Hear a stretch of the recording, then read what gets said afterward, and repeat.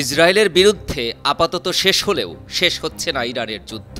এবার যুদ্ধের কৌশল পরিবর্তন করেছে দেশটি। এই কৌশলটি কাজে লাগলে থমকে যাবে বৈশ্বিক অর্থনীতির চাকা।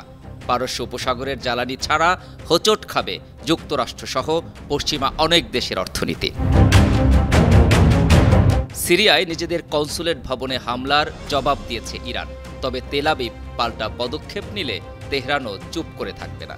সেকেন্ডের মধ্যে পাল্টা জবাব দেওয়া হবে, চালানো হবে 10 গুণ বেশি হামলা, এমনই হুঁশিয়ারি দিয়েছে ইরানের হাইকমান্ড।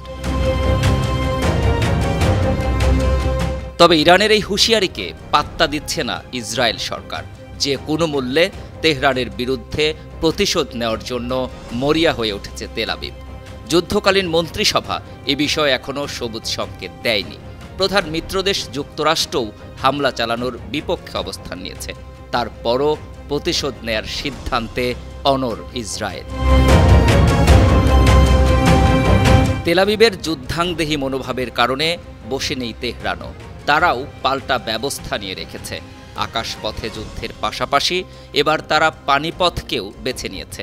এগিয়ে যাচ্ছে ভাতে মারা ও পানিতে মারার কৌশলে।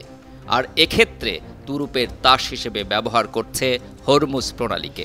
হামলা হলে বিশ্বের সবচেয়ে গুরুত্বপূর্ণ এই সমুদ্র পথ বন্ধ করে দেওয়ার হুমকিও দিয়েছে দেশটি।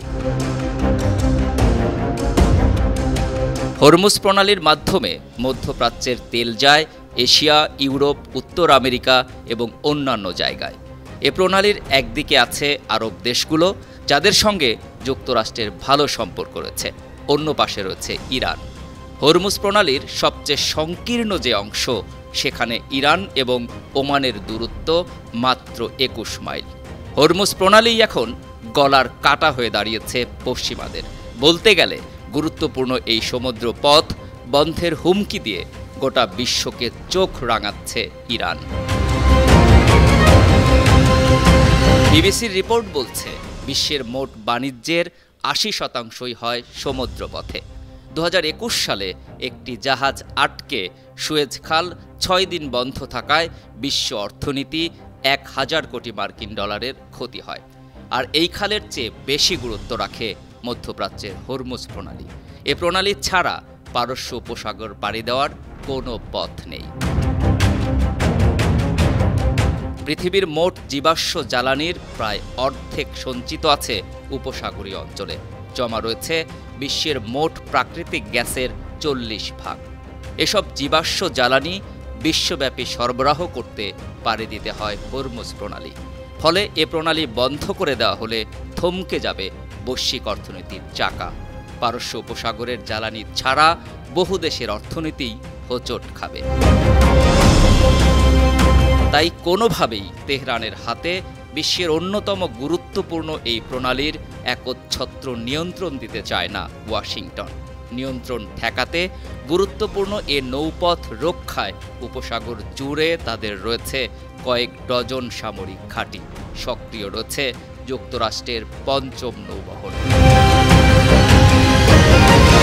তবে নিয়ন্ত্রণ দখলে রাখতে দূরপাল্লার হাইপারসনিক ক্ষেপণাস্ত্র তৈরি করেছে ইরান। এমনকি মজুত রেখেছে বিপুল পরিমাণ জল মাইন, যাতে ইরানে হামলা হলেই মুহূর্তের মধ্যে বন্ধ করে দিবে গুরুত্বপূর্ণ এ হরমুজ প্রণালী।